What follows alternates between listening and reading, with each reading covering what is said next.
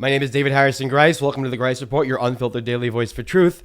I'm raising red alarm today. This is red alert for America, for American democracy. Where are the missing people of Alligator Auschwitz? The Miami Herald today reported that there are missing people. There are people that are unaccounted for. They don't know where they are. They're not keeping records of some of these individuals. And when you call the Department of Homeland Security or the ICE Gestapo, they'll just say, oh, they're in transit. Oh, they're this. Oh, they're that. They can't locate a large amount of people. There are missing people in a concentration camp. Red alert, everyone. Red alert. This is what we were warned about. This is what those poems are about. This is what happened in World War II. Time to get active and shut these camps down. So let's get into tonight's show. So speaking of the ICE Gestapo, I learned about an organization today that's doing amazing work. They're called the Massachusetts Immigrant and Refugee Advocacy Coalition, or MIRA.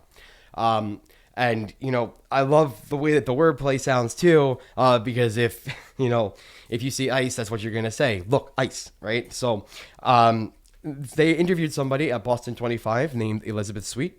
She is the public relations person and kind of like runs most of the operation, it seems there. You're going to see a little clip of her talking about something, and there's something I want to highlight that she says. So I'll let you see the clip first, and then we'll talk about it. It's been an incredibly hard last few months and last several months, being quite honest. Elizabeth Sweet is the executive director of the Massachusetts Immigrant and Refugee Advocacy Coalition, also known as MIRA.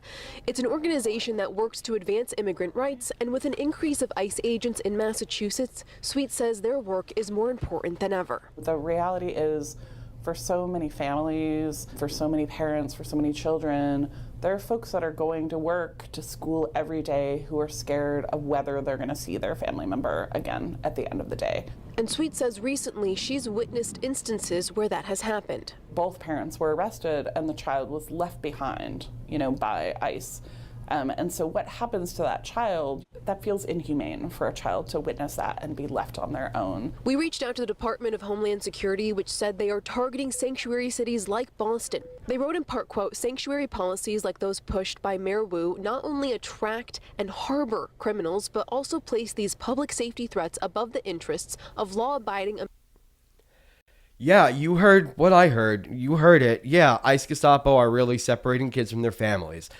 They're just coming in, they're sweeping up the parents and leaving the kid behind. What happens to that child? You took both their parents and now you have a child out in the street. What kind of sickness runs through the deep recesses of your disgusting minds to think that that is acceptable? It's not. You all suck.